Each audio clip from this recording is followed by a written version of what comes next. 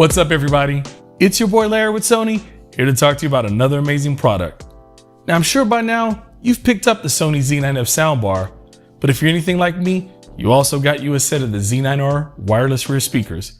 And if that's the case, hang out with me a little bit while I show you how to get it all connected together.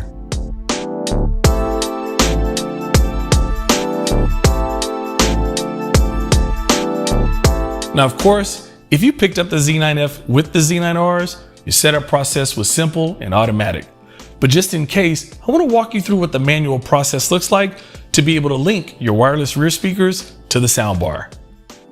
Now, using the Z9F remote, press the home button. This will bring up the on-screen menu. Once that's up, select Setup. After that, you want to locate Advanced Settings. Once you choose that, you'll see the wireless speaker setting option. You want to select that. This will bring you to the screen that will allow you to begin the manual linking process. Once you choose that option, it'll bring up a screen that will give you instructions on how to prepare your Z9Rs to be linked to the Z9F soundbar. Now you want to go to your Z9R speakers. You'll notice on the back there's a button that says Link. You want to press that button.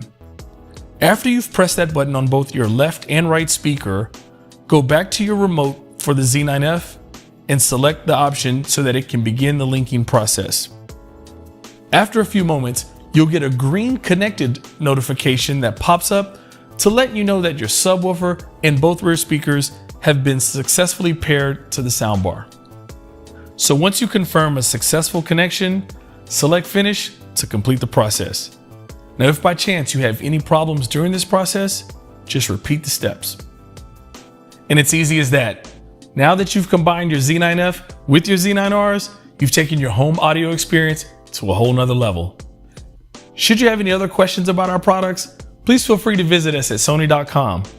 And as always, it's your boy Larry with Sony, and I'll catch you next time.